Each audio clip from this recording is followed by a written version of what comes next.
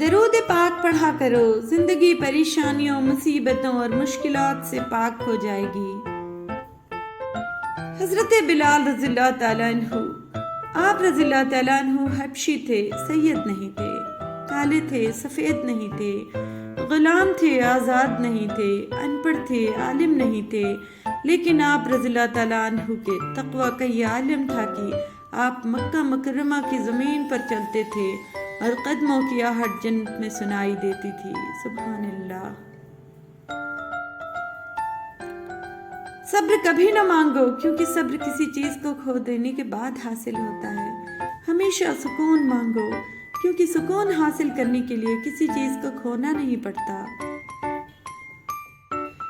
اللہ، اس سے بڑھ کر اور کیا دلیل چاہیے اس پاک ذات کی محبت کی، اتنے گناہوں کے باوجود بھی ہمیں ڈھانپ کر عزت دیتا ہے۔ اللہ، اس دل میں قیام پذیر نہیں ہوتا جو بدکدہ ہو دنیاوی خواہشات، چاہتوں اور فکروں کا۔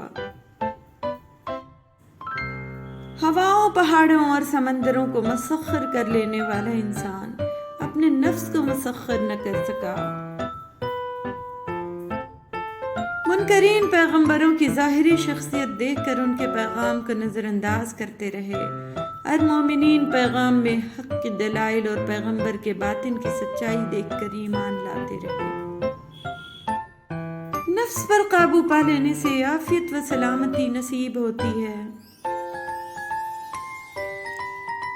استغفار کی برکت۔ استغفر اللہ العظیم۔ I seek the forgiveness of Allah the Mighty۔ نبی اکرم صلی اللہ تعالیٰ علیہ وسلم نے ارشاد فرمایا، جس نے استغفار کو لازم پکڑا، اللہ اس کے لیے ہر تنگی میں سے سہولت کا راستہ نکالیں گے، ہر غم میں آسانی ہوگی، اور اللہ اسے وہاں سے رزق دیں گے جہاں سے اسے وہم و گمان بھی نہیں ہوگا۔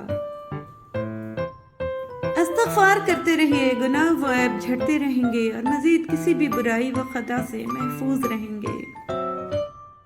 استغفار۔ رسول اللہ صلی اللہ تعالیٰ علیہ وسلم نے ارشاد فرمایا، دلوں پر بھی زنگ لگ جاتا ہے جیسے تانبے پر زنگ لگ جاتا ہے، اور دلوں کا زنگ دور کرنے والی چیز استغفار ہے۔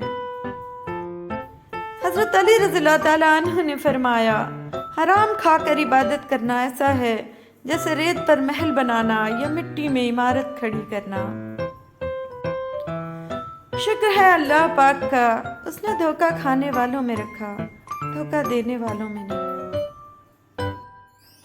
رات میں سفر کیا کرو۔ حضرت انس رضی اللہ تعالیٰ عنہ سے مروی ہے کہ آپ صلی اللہ تعالیٰ علیہ وسلم نے فرمایا، رات میں سفر کیا کرو، زمین رات میں لپٹتی ہے، یعنی جلدی مسافت طے ہوتی ہے۔ جس شخص کو اللہ کے ہر کام میں حکمت سمجھ آ جائے، وہ زندگی میں کسی بھی واقعے کے رونما ہونے پر شکوہ نہیں کرتا، صرف تسلیم کرتا ہے۔ مصیبت کا مقابلہ صبر سے اور نعمتوں کی حفاظت شکر سے۔ ماں کی گود سے قبر کی آغوش تک اگر کوئی ہستی حقیقت میں ساتھ نبھاتی ہے تو صرف اور صرف اللہ سبحانہ و تعالیٰ کی ذات ہے۔ مطلبی رشتے کوئلے کی مانند ہوتے ہیں، جب کوئلہ گرم ہوتا ہے تو ہاتھ جلا دیتا ہے، اور ٹھنڈا ہوتا ہے تو ہاتھ کالا کر دیتا ہے۔ یا اللہ، جو تو نے دیا اور جو تو نے نہیں دیا اور جو تو نے دے کر واپس لے لیا، ان سب پر تیرا شکر، کیونکہ جو تو نے دیا وہ تیری نعمت، اور جو تو نے نہیں دیا وہ تیری حکمت، اور جو تو نے دے کر لے لیا وہ تیرا امتحان ہے۔ اللہ، ہمیں ہر حال میں شکر ادا کرنے کی توفیق عطا فرما، آمین۔ یا اللہ، مجھے آخرت کو سنوارنے کی کوششیں کرنے والوں میں رکھ، اور میرے لیے اپنے راستے کو آسان تر فرما دے، آمین۔ مجھے صبر میں رکھنا مولا، کبھی گرنے نہ دینا، نہ کسی کی نظروں میں نہ کسی کے قدموں میں۔ جس کو اللہ نے دعا کی توفیق دی وہ قبولیت سے محروم نہیں رہ سکتا، جس کو اللہ نے استغفار کی توفیق دی وہ مغفرت سے محروم نہیں رہ سکتا، جس کو اللہ نے شکر کی توفیق دی وہ نعمت سے محروم نہیں رہ سکتا۔ آپ صلی اللہ علیہ وسلم نے فرمایا، اگر جھک جانے یعنی عاجز اختیار کرنے سے تمہاری عزت گھٹ جائے تو قیامت کے دن مجھ سے لے لینا۔ دعا: یا اللہ ہمیں کسی پر بوجھ نہ بنا، اے اللہ ہمیں اپنے خزانوں سے عطا کر، اے اللہ ہمیں لاچاری، معذوری اور بے بسی سے بچا، اے اللہ مرتے وقت ہمیں کلمہ طیبہ نصیب فرما، آمین۔ رسول اللہ صلی اللہ علیہ وسلم نے فرمایا، جس شخص سے کوئی گناہ سرزد ہو جائے پھر وہ اچھی طرح وضو کرے، اٹھ کر 2 رکعت نماز پڑھے اور پھر اللہ سے معافی مانگے تو اللہ تعالیٰ اسے ضرور معاف فرما دیتا ہے۔